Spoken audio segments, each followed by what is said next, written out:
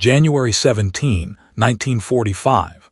Somewhere over the western Pacific, 2,000 feet above a slate-gray sea. The sky hums.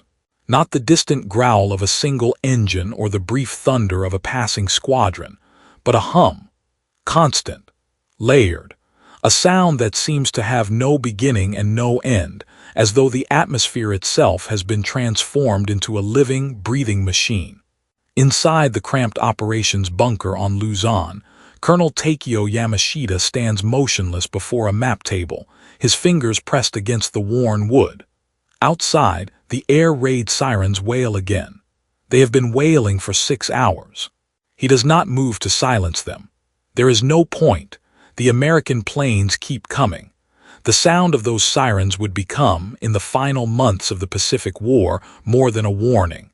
It would become a presence, an invisible occupant of every Japanese command post, every fortified cave, every hastily dug trench from the Philippines to the home islands. For men like Yamashita, who had once believed in the invincibility of Japanese resolve, the ceaselessness of that mechanical scream represented something far more unnerving than bombs or bullets. It represented inevitability. And inevitability, more than fear, is what breaks the mind of a commander.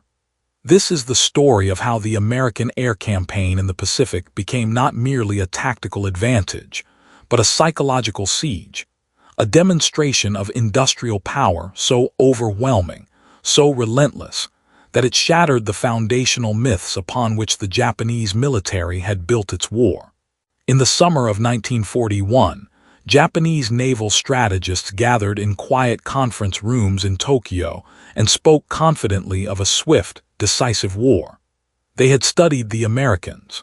They knew the United States possessed greater industrial capacity, yes, but they also believed the Americans lacked the spirit to endure a prolonged conflict.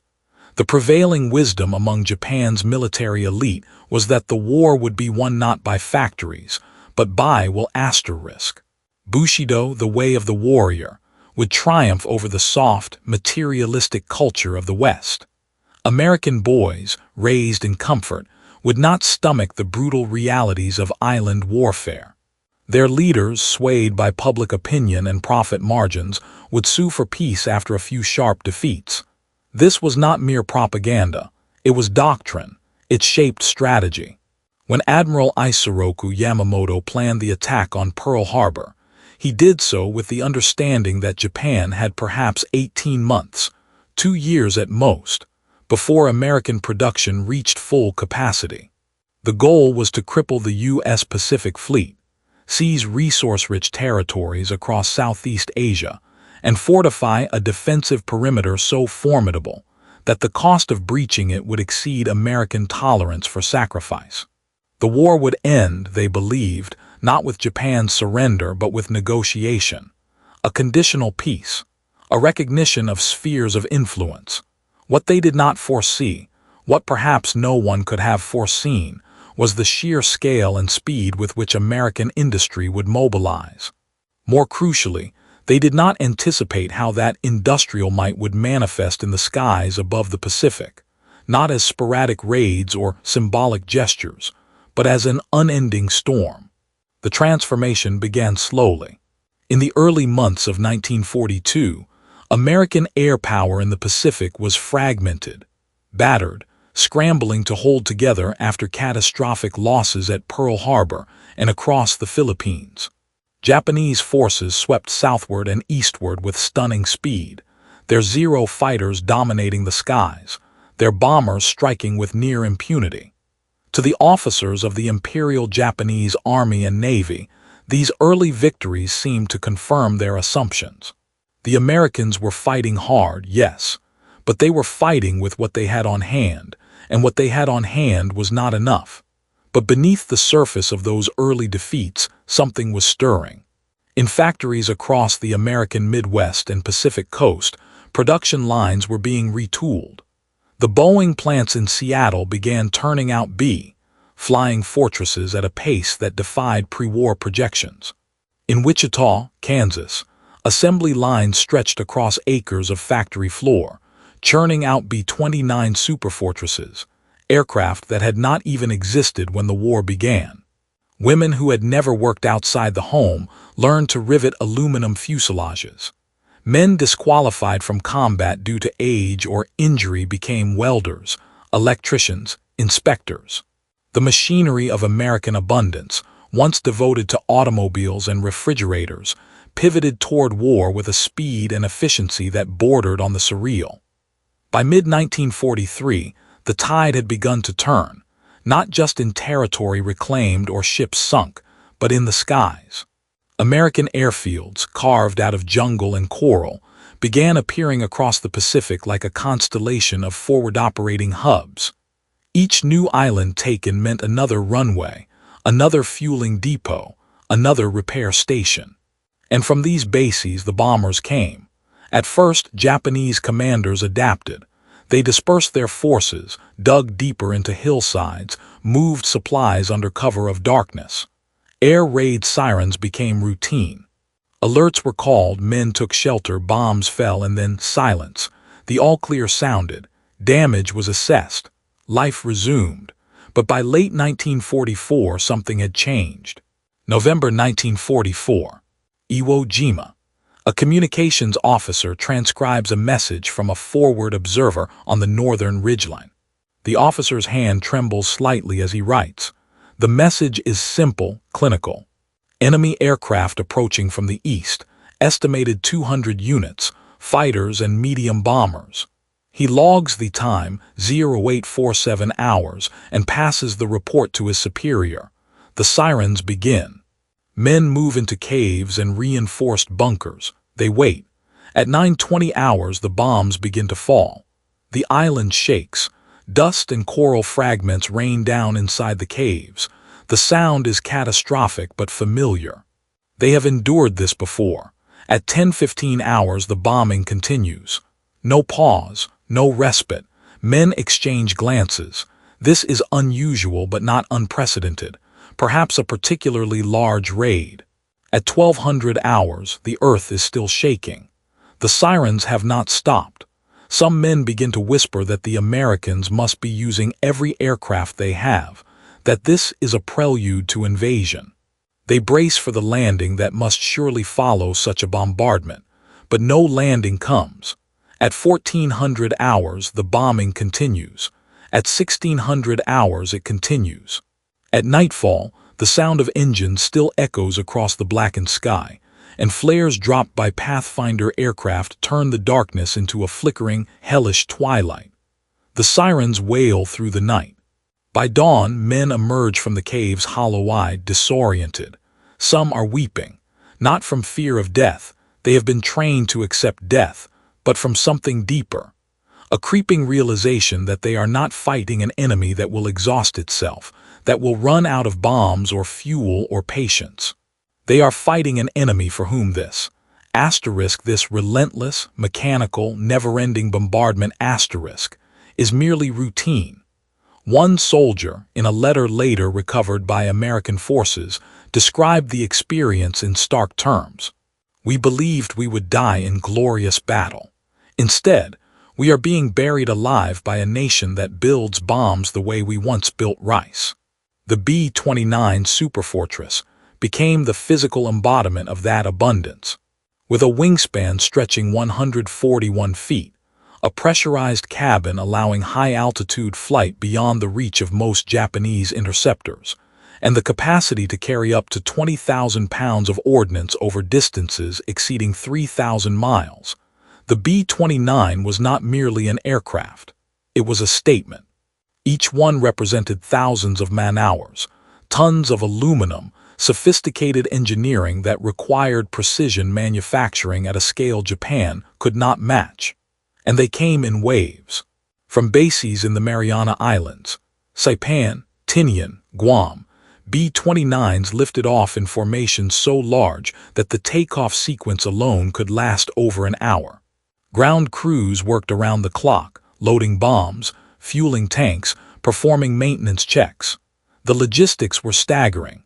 Each aircraft required aviation gasoline refined from crude oil shipped across the Pacific. Each bomb had to be manufactured, transported, stored, fused.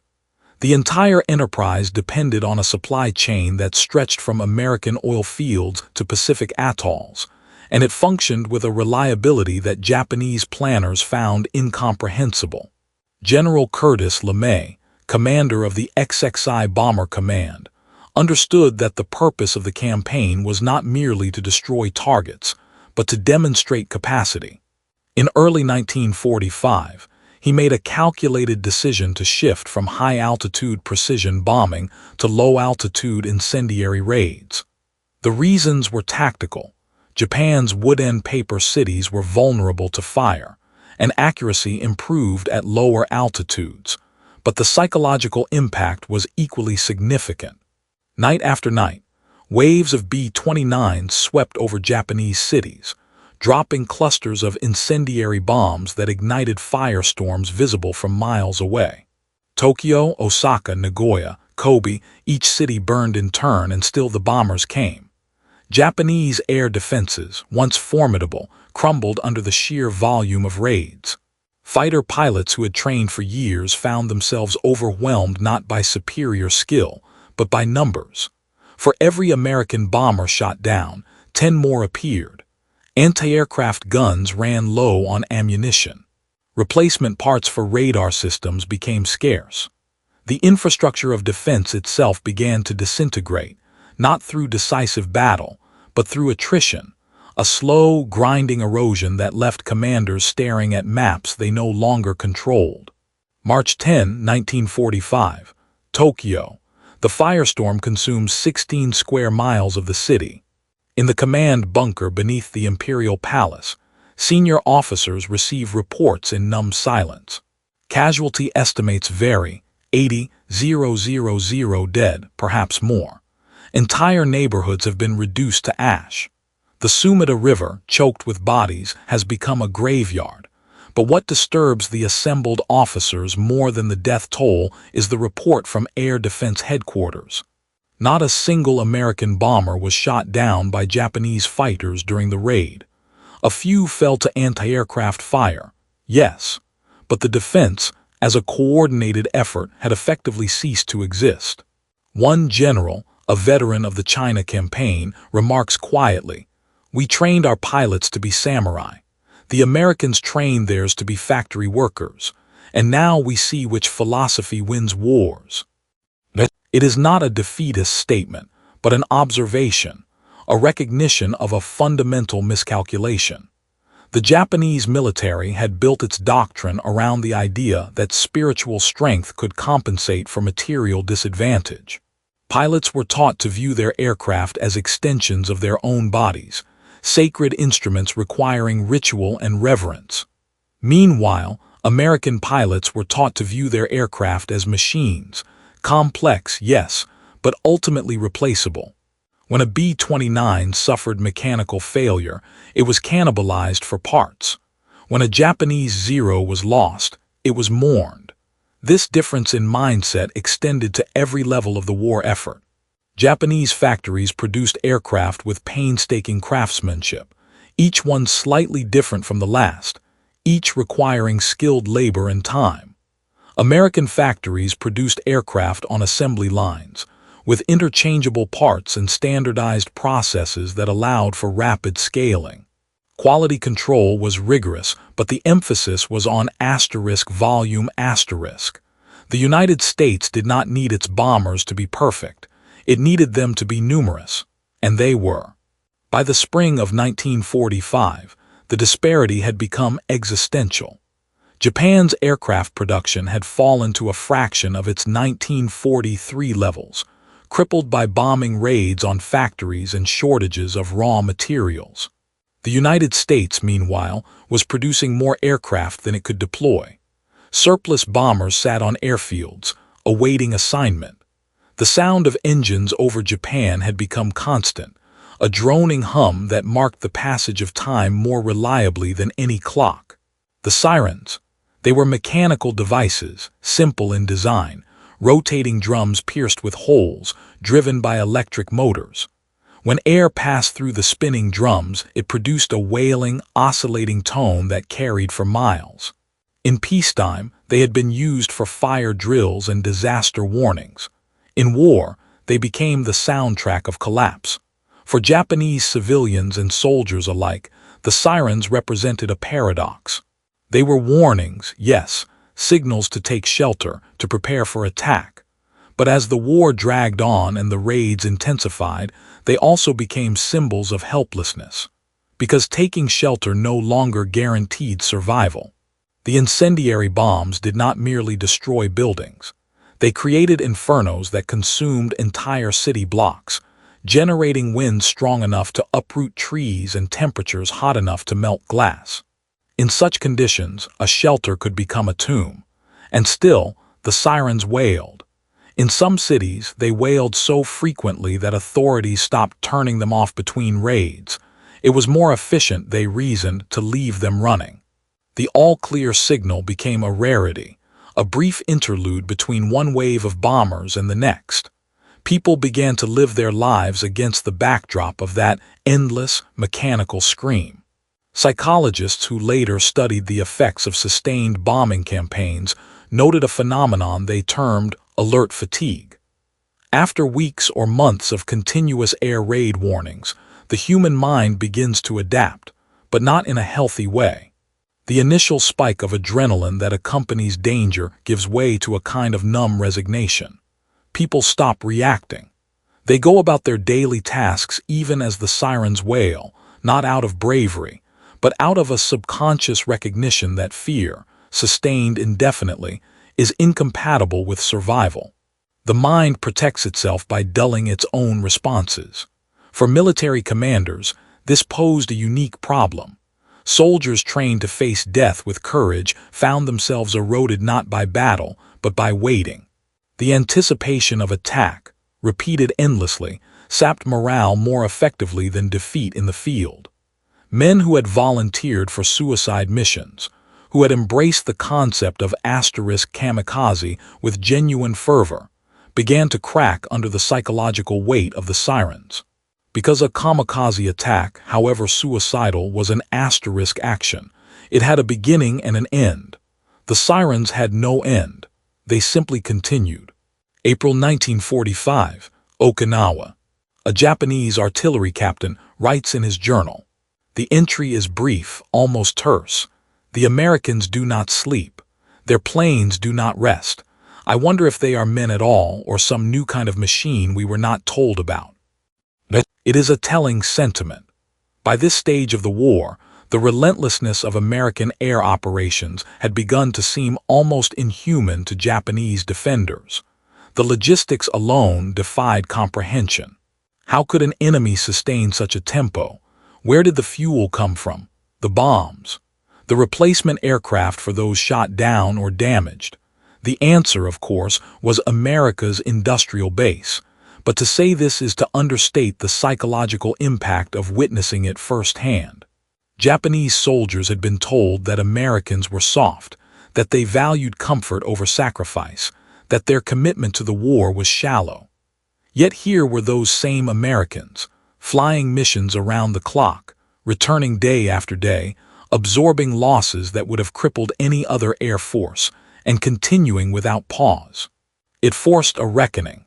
If the Americans, these supposedly decadent, individualistic, materialistic people, could sustain such an effort, then perhaps the foundational assumptions of Japanese wartime ideology were wrong. Perhaps spiritual purity and warrior discipline were not, in fact, sufficient to overcome industrial capacity. Perhaps the modern world belonged not to the nation with the fiercest soldiers, but to the nation with the most efficient factories. This realization did not come all at once. It crept in slowly, carried on the sound of engines that never stopped, delivered by bombs that fell in quantities that seemed to defy the laws of economics. And it was devastating, not because it meant Japan would lose the war. By this point, many officers privately acknowledged that outcome, but because it meant that everything they had believed about the nature of conflict, about the relationship between spirit and material, about the superiority of their way of life. All of it had been built on a miscalculation. The B-29 in this context became more than a weapon. It became a symbol. Its silver fuselage, gleaming in the sunlight as it flew untouchable at 30,000 feet, represented a kind of power that Japan could not counter. Not with courage, not with cleverness, not with desperation. It represented abundance. American aircrews, for their part, were often unaware of the psychological impact they were having. To them, the missions were grueling, dangerous work. Crews faced anti-aircraft fire, mechanical failures, the ever-present risk of ditching in the ocean far from rescue. They did not feel invincible, but from the ground, looking up, the Japanese saw something different. They saw formations so large that they blotted out the sun. They saw aircraft that could fly higher and farther than anything in the Japanese arsenal. They saw, in the contrails scratched across the sky, the signature of a nation that could afford to send hundreds of bombers on a single raid and still have thousands more in reserve. One captured Japanese officer, interrogated in the summer of 1945, described the experience with striking clarity. "We were told that Americans loved life too much to die for their country. But then we saw that they did not need to die. They could simply build more planes than we could shoot down and win by mathematics." Mathematics. It is a cold word devoid of honor or glory, but it is accurate. The Pacific Air Campaign was, in many respects, a mathematical problem. The United States calculated that it could produce aircraft faster than Japan could destroy them, and it was correct. It calculated that sustained bombing would erode not just infrastructure, but morale, and it was correct. It calculated that the psychological impact of relentless air superiority would hasten Japan's collapse, and it was correct. But numbers alone do not capture the human dimension of this calculus. Behind every sortie was a crew. Behind every bomb was a factory worker. Behind every air raid siren was a population learning to live in a state of perpetual emergency. The mathematics of war are written in steel and fire, but they are experienced in flesh and fear. June 1945, the Japanese home islands. Air raid sirens have been sounding intermittently for 4 months. In a rural village north of Tokyo, an elderly schoolteacher keeps a diary. Her entries, later recovered by occupation forces, provide a glimpse into the civilian experience of the campaign. "The sirens woke us at dawn," she writes. "We went to the shelter, but no bombs fell here. They fell somewhere else, always somewhere else until it is our turn. We do not know when our turn will come. We only know it will come." There is a fatalism in her words, but also a kind of exhausted acceptance. The randomness of targeting, the fact that any given raid might strike any given location, created a pervasive sense of vulnerability. No place was safe. No schedule was predictable. The war had become omnipresent, a constant pressure that shaped every decision, every thought. Children born in the final years of the war would grow up with the sound of sirens as a fundamental part of their environment, as familiar as birdsong or rain. For them, the pre-war world, a world where the sky was silent, where airplanes were novelties rather than threats, existed only in stories told by parents and grandparents. The war had rewritten the terms of normal life. And still the bombers came. In August 1945, the nature of the air campaign changed one final time. The atomic bombs dropped on Hiroshima and Nagasaki were, in a sense, the logical culmination of the strategy that had been developing since 1943. They represented the ultimate expression of American industrial and scientific capacity, a weapon so powerful that a single aircraft could deliver the destructive force of thousands of conventional bombers. But they also represented something else, the end of the sirens. When Japan surrendered on August 15, 1945, the most immediate and tangible change for millions of Japanese civilians was not political or territorial, but auditory. The sirens stopped. After years of wailing, of oscillating tones that had become the background noise of existence, There was silence. The sky, for the first time in memory, was empty. For the commanders who had lived through those final months, the silence was haunting. Colonel Yamashita, who had stood in that bunker on Luzon listening to sirens that would not stop, survived the war. In interviews conducted decades later, he described the experience with a kind of detached precision. "We understood that we were defeated," he said, "when we realized that the Americans did not need to defeat us in battle. They only needed to keep flying, and they could keep flying forever." Forever. It is a word that captures the essence of the psychological campaign waged in the skies over the Pacific. The American air offensive succeeded not because it destroyed every target, not because it killed every soldier, but because it demonstrated an inexhaustible capacity to continue. It turned war into a test of endurance, and in that test, the nation with the deeper reserves, of fuel, of steel, of willpower derived not from mysticism but from material confidence, prevailed. The legacy of those sirens extends far beyond the immediate history of the war. In the decades that followed, the sound became embedded in the cultural memory of both nations, though in very different ways. For Americans, the air campaign over Japan represents a triumph of industrial mobilization, a validation of the belief that democracy, when fully mobilized, can outproduce and outlast any authoritarian regime. The B-29 became an icon, a symbol of technological prowess and strategic innovation.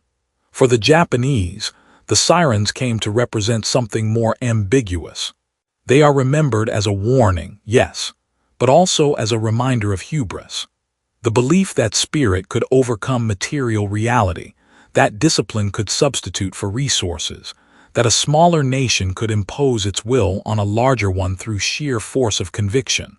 All of these assumptions were tested against the sound of engines that never stopped and found wanting. There is a shrine in Tokyo where veterans gather each year to remember the war. Among the artifacts displayed is an air raid siren, preserved exactly as it was in 1945. Visitors can press a button to hear the sound it made, a mournful, wavering wail that seems to echo from another age. Many who hear it, even those too young to remember the war firsthand, report a visceral, almost physical reaction. The sound carries with it a weight that transcends mere history. It is the sound of inevitability, and perhaps that is the final truth of the Pacific Air Campaign. It was not won by heroes, though there were many. It was not won by superior tactics, though tactics mattered. It was won by a nation that understood, perhaps better than any in history, how to translate abundance into power. Not just the abundance of bombs and aircraft, but the abundance of a society organized around the belief that problems could be solved through production, through logistics, through the relentless application of material resources to strategic ends.